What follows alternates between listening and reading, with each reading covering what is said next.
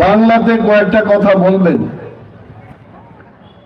কখনকেও বলতে চাই, বাংলাতেও বলবো, কিন্তু একটা ল্যাঙ্গুয়েজ পাই কক সাউর যত বুঝিয়া অবস্থাও হয়েছে। আমি শুরু থেকেই ছিলাম এখানে। যিনি আজকে আমাদের মধ্যে যোগদান করবেন ভারতীয় জনতা পার্টির, উনি একজন ওয়ার্কার্স লিডার ছিলেন। উনি চাকমা ভাষায় যখন বক্তব্য করেন খুব ভালো লেগেছে। বিজেপিকে দুলিশাত করে 10 মিনিটের ফুটবল খেললেন উনি, খুব ভালো লেগেছে। ওনাকেও ধন্যবাদ জানাই। এবং পূর্বমোহন বাবুর বক্তব্য আপনারা শুনেছেন। উনি ককবরকে যেটা বলেছেন সেটা হলো যে আমি ভিশন ডকুমেন্টের কথা বলতে বলতে শুকিয়ে গেলাম। এই 4.5 বছর ভিশন ডকুমেন্টের কথা কইতে কইতে আমি শুকায় গেলাম, কইছে তাই। এবং 5 বছর যদি থাকতেন বিজেপিতে উনি নাকি মারা যাইতেন। ওনারে বাঁচাইছেন কে? তীব্রামথা এবং আমাদের বুবাগরা, কারণ উনি বিজেপি দল ছাইরা তীব্রামথাতে আইছেন। সুন্দর কথা। মহান ব্যক্তিরা বেশি কথা বলে না, কম কথাতেই তারা সবকিছু বুঝায় দেয়।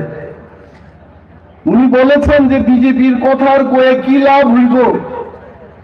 লাভ না হইলেও ক্ষতিটা কমাইতে হইব। বিজেপির কথা কইতে হইব। আমি এখানে মহিলাদের যখন দেখি বিজেপির ভিশন ডকুমেন্টে 2018 সালে একটা কথা কইছিল তারা, ওই সমস্ত মেয়েদের যারা লেখাপড়া করে তাদের বিনামূল্যে বলে তারা লেখাপড়া করাইব। কেউ বিনামূল্যে বিনা খরচে লেখাপড়া করার সুযোগ পাইছেন? পাইছে না। বরঞ্চ ত্রিপুরা রাজ্যে এই বিজেপির সরকার বিদ্যা জ্যোতি প্রকল্প নাম দিয়া কয়েকটা স্কুলে কইছে তুমি বিদ্যা জ্যোতির স্কুল। এখন ওইখানে এডমিশন নিতে গেলে 1100 টাকা নেয় এরা। এইদিকে লেখে তারা বিনা খরচে লেখাপড়া করাইব। লেখাপড়া আর হইছে না। এখন টাকা নিয়ে কোটি কোটি টাকা সরকার ছাত্র ছাত্রীর থেকে টাকা নিতেছে। এই হচ্ছে বিজেপি। আগে কইছিল এরা কি কইছে? এরা ঘরে ঘরে মোবাইল ফোন দিব, স্মার্টফোন দিব। স্মার্টফোনের অর্থ জানেননি আপনারা? স্মার্টফোন হচ্ছে, আমি আমার একটা স্মার্টফোন আছে, আমার কাছেও আছে। এটা আমার চেহারা দিয়ে আমি এটা লক করছি। চশমা লাগাই আমার চেহারা দিয়ে মোবাইল ফোনটা লক করলাম, এটা লক। আর আমার চেহারা দেখালে এটা খুলে আর আমার গুড মর্নিং বলে। একদিন চশমা বুঝলাইলাম বাড়িতে, মোবাইল ফোনের দিকে তাকাইলাম, চশমা আর খুলে না, মোবাইল আর খুলে না। It is a smartphone. এই স্মার্টফোন দিব কইছে তারা ঘরে ঘরে। ছেলে মেয়েদের স্মার্টফোনের দেখা নাই। আরো এরা কইছে আপনারা চাকরির জন্য চিন্তা করিলেন না, প্রতি বছর বলে 50,000 চাকরি দিব ত্রিপুরা রাজ্যে। আমি আকাশের দিকে চাইয়ে দেখলাম 50,000 চাকরি যদি রাস্তা দিয়ে আইয়ে দুনিয়ার সমস্ত ব্রিজ ভাঙিয়ে দেব এত চাকরি আইলে। এদিকে আকাশ দিয়ে করবনি, আকাশ দিয়ে চাকরি আইবনি, চাকরি আইছে না। এইসব মিথ্যা কথা কে কইছেন জানেননি? একজন ব্যক্তি দিল্লি থেকে হেলিকপ্টারে প্যারাশুট দিয়ে নামছে ত্রিপুরা রাজ্যে 2017 সালে। কইছে আমি ছাড়া আর কেউ কিছু না। ওই লোকটা এখন ত্রিপুরার মুখ্যমন্ত্রী। এই পথটারে ছাইরা ভাগ্যইতে ছাইরা দেখতে কারণ মিথ্যা কথা কইতে কইতে মানুষের মন্ত্রীর গাড়ি থামায়া বা হাত দিয়ে গাড়িতে নাইমা অমিতাভের মতো ঘুষি মারতে আরম্ভ করব, এর আগেই বাইকে গেছে গাজীপুরের জন্য থেকে। এখন মানুষের কই এই লোকটা কইতে তো ট্রান্সফার সার্টিফিকেট নিয়ে দিল্লিতে রাজ্যসভার মধ্যে বই দিচ্ছে এখন, এটা বলে আইনসভা। আমি আপনাদের কই মানুষ কিন্তু এটা ভুলে গেছে না, মানুষ সমস্ত কথা মনে রাখছে। বিজেপি কিটা জানেননি আপনারা? বিজেপি বললে কিচ্ছু আসিল না, বিজেপির একটা আছে বি আর একটা ছিল জে আর পি, এই তিনটা ছাড়া বিজেপির কিচ্ছু ছিল না ত্রিপুরা রাজ্যে। বিজেপি মানে কংগ্রেস প্লাস সিপিএম এর কিছু লোক ইকুয়াল টু বিজেপি।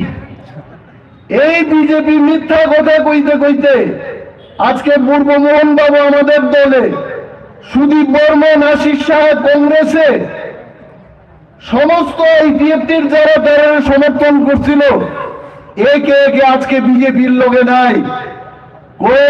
কয়েক মাস আগে বিজেপির নেতাদের প্রেস মিট দেখলাম, প্রেস মিটে তারা কইতো আমরা 60-এর মধ্যে 60 আসন দখল করব। আমি কই 60-এর মধ্যে 60 কেমনে দখল করবো? এরা আইপিএফটি যখন সঙ্গে আসিল তখনই বেটারা 60-এ 60 পারছে না, আর এখন আইপিএফটি তো প্রায় শূন্য, এটার মধ্যে কিচ্ছু নাই। একটা বৃদ্ধ লোক বই দিচ্ছে, এই বৃদ্ধ লোকরে প্রেসের তারা জিগাইলে কথা কইতে পারে না, ঘরে খালি। এই লোকটারে নিয়ে 60-এ 60 এরা জিতবো। আর গতবার এই আমাদের গেল যে তীব্রমথের আস্তাবল ময়দানের জনসভা দীক্ষা, এখন ত্রিপুরা রাজ্যের প্রদেশ সভাপতির সেই দিন প্রেস মিট দেখলাম, তাই না খুঁজছে ওই 60টার মধ্যে বেশি না জিতল তো 36টা সিট আমরা জিতবো।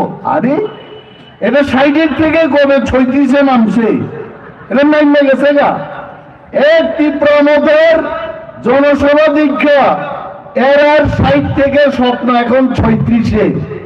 আর এই দিন মোদী বাবু আইছেন আগরতলাতে, 13 প্রকার নাচ গানের ব্যবস্থা করছে।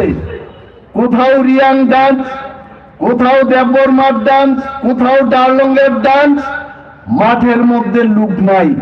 করছে কিটা 20,000 চেয়ার এম চেয়ারা, 22 কোটি টাকা খরচ করছে মোদী বাবু আইতে। পেচ্ছাপ করতে 1 কোটি টাকা খরচ করবো, বানাইছে পেচ্ছাপের ঘর। চেয়ার আনছে 20,000, লোক নাই, করে দিয়া 10,000 চেয়ার গুতায় মাঠের থেকে বাইক করে দিচ্ছে। আর মাঠের মধ্যে যারা বুঝছে এটা বিজেপির লোক না, এটা আশা কর্মী, টিসিএস অফিসার, পুলিশের লোক, সমস্ত কেরানি, গভর্নমেন্ট অফিসার দ্বারা বইয়া মাঠ সাজাইছে, তারপরেও লোক নাই। মোদী বাবু খালি হাইসা হাইসা কয়েকটা কথা কইছেন, कोई इतना आदमी है मैदान में, जितना है मैदान के बाहर 10 गुना आदमी है। নরেন্দ্র মোদীর চুপটা কি ভগবানের চুপ নেই যে মাঠের বাইরে দেখছেন তাই? নরেন্দ্র মোদীর চুপকে এমন নিয়োগ। আমি এইখানে দাঁড়িয়ে বক্তৃতা করতেছি, এই বিল্ডিং এর পেছনে কেমন লোক আছে আমি দেখবনি, গ্রামটা মানুষের ছিল। আর এই দিন নরেন্দ্র মোদী লজ্জা দাখনের জন্য কইছে ময়দানে, অর্থাৎ মাঠের মধ্যে যা লোক আছে তাই নমস্কার করার জন্য বলে আরো 10 গুণ মাঠের বাইরে লোক আছে। আসলে বিজেপির সমস্ত নেতা নেত্রীরা এখন জানেন ত্রিপুরা রাজ্যে আপনার স্লোগান তুলে দিবেন, এরা তো জানেই। মা বোনেরা কইতাছে, পাহাড়ি বাঙালি সবাই কইতাছে তীব্রমথা একাই আইতাছে, এইটা হবে আমাদের স্লোগান। পারবে না, এরা কোনোভাবেই পারবে না। আমরা শুনলাম এদের বাজেট বললে 1200 কোটি টাকা, ত্রিপুরারে কিনা লাগবো। আরে এত সহজ না। এখানকার পাহাড়ি বাঙালি মানুষ যারা সত্যিকারের সম্প্রীতি চায়, যারা ত্রিপুরা রাজ্যের উন্নয়ন চায়, তারা আজকে বুঝতে পেরেছে বিজেপির এই মিথ্যা কথায় আর চিরা ভিজবে না।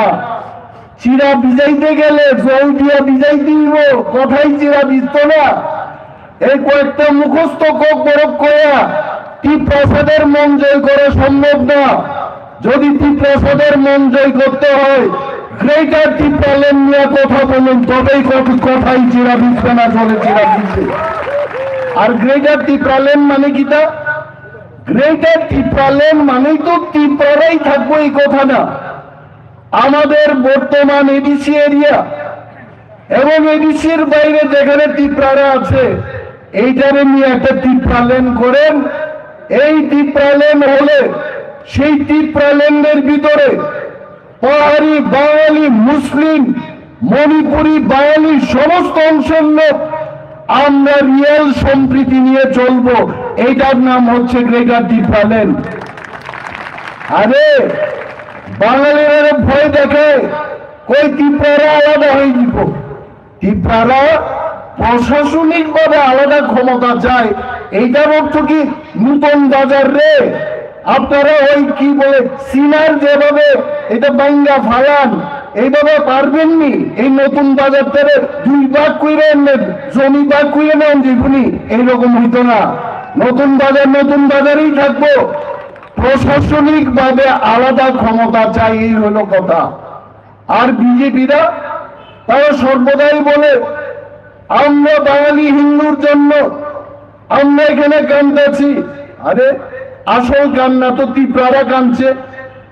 1971 সালে পাকিস্তান এবং ভারতের মধ্যে বাংলাদেশ গঠনের জন্য যখন যুদ্ধ হয়, লক্ষ লক্ষ বাঙালিরা যখন ত্রিপুরাতে আসেন, তাদেরকে জায়গা দিয়েছে ত্রিপুরা এবং ত্রিপুরা দিয়েছে আপনাদের জায়গা।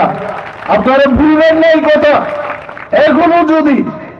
এখনো যদি বাঙালিরা বিপদে পড়ে, ত্রিপুরা আপনাদের পাশে দাঁড়াবে। এটা আমাদের অঙ্গীকার, এটা আমাদের প্রতিশ্রুতি আপনাদের কাছে। কারণ ত্রিপুরা কাউকে নির্যাতন করে না। ভয় কিসের? আরে বিজেপি তো মায়া কান্না কাঁদে। বিজেপিরা বলেন না বাংলাদেশ ভারতবর্ষের যে আয়তন, বাংলাদেশের আয়তন একটা নারিকেলের সমান না। মোদিজি তো বাঙালির জন্য কান্না কাঁদেন। মোদিজিরা বলেন 1 ব্যাটালিয়ন ইন্ডিয়ান আর্মি পাঠায় বাংলাদেশের লোক যুদ্ধ করতে, ওইখানকার বাঙালিরা বাঁচাইতে। এটা করতো না মোদিজি। কারণ কথায় এরা বাঙালিদের ঠকাইতে আইছে। আমি সেদিন মোদিজির বক্তৃতা শুনলাম, কত 3,400 কোটি টাকা খরচ কইরা গৃহ প্রবেশ বলে করব। আরে মোদি বাবু, আপনি তো ঘরেই বানাইছেন না, কোন ঘরে ঢুকবেন? হ্যাঁ, এই প্রথমবার দেখেন ভারতবর্ষের প্রধানমন্ত্রী গৃহ নির্মাণ না করে বলে গৃহ প্রবেশ করে নিব। হ্যাঁ, বিয়ের আগেই যদি সন্তানের জন্ম হয়, সমাজের মধ্যে আইন কানুন থাকতো না, শেষ হয়ে যাবো গা। কইছে যে জনজাতিদের জন্য আমরা খরচ করছি, কোথায়? এদের ভিশন ডকুমেন্টের কথা মনে করে এদের দেবেন। এরা বলেছে যে 2022 সালের মধ্যে ঘরে ঘরে পানীয় জলের ব্যবস্থা হইব। কই হিসেবে পানীয় জলের ব্যবস্থা? করবুকের এখানে গিয়া দেখেন, শিলাছড়িতে গিয়া দেখেন, রাইনাবেলিতে গিয়া দেখেন, গন্ডাছড়াই গিয়া দেখুন, সেখানে পানীয় জলের পর্যাপ্ত কোনো ব্যবস্থা নাই। তারপরও লজ্জাবিহীন ভাবে দেখবেন ফটো লাগাই রাখছে। কখনো মোদিজির চুক্তারে দীক্ষা কুর্তাও বাগে অনেক সময় এইভাবে ফটো তুলতে গিয়া। আরে সবসময় তো তাই না, তো মুড ভালো থাকে না। হাসতে হাসতে কখনো টেনশনে এমনি দেখে তখন ফটো তুলে আনছে এরা। কুর্তাও বাগে অনেক সময়। এই ফটো লাগাই কি দেশের মধ্যে আমার এই জীবনে আমি এত পোস্টার, প্রধানমন্ত্রী এত পোস্টার দেখছি না। রেলওয়ে স্টেশনের মধ্যে মানছে এখানে পেচ্ছাপ করে, এখানে মোদিজির ফটো লাগাই রাখছে। প্রতি ঘরে সুশাসন। আরে প্রতি ঘরে বলে সুশাসন, কি সুশাসন নিচ্ছে? আপনি আমার একটা জানাইয়া দিচ্ছেন, এটা ঘর তো দূরের কথা, একটা জানাইয়া দিচ্ছেন। আপনি প্রতি ঘরে সুশাসন করছেন। বিরোধী দল বক্তৃতা করতে পারে না? ত্রিপুরার পূর্বতন মুখ্যমন্ত্রী মানিক বাবুরের দিল্লায় যেখানে গেলে বিল মারে, এটা বুঝি সুশাসন? বিরোধী দলের এমএলএ রাস্তার মধ্যে টিকা খায়, থানা বাবুরা এফআইআর নেন না, এটা বুঝি সুশাসন?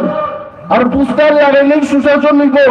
তো আমরাও পোস্টার লাগাই কমো মোদী বাবু পুরোটাকে আর লাগতো না, আপনার দরকার নাই ত্রিপুরাজ্যে। এইভাবে হবে না, এটা সুশাসন না। তীব্র মাথায়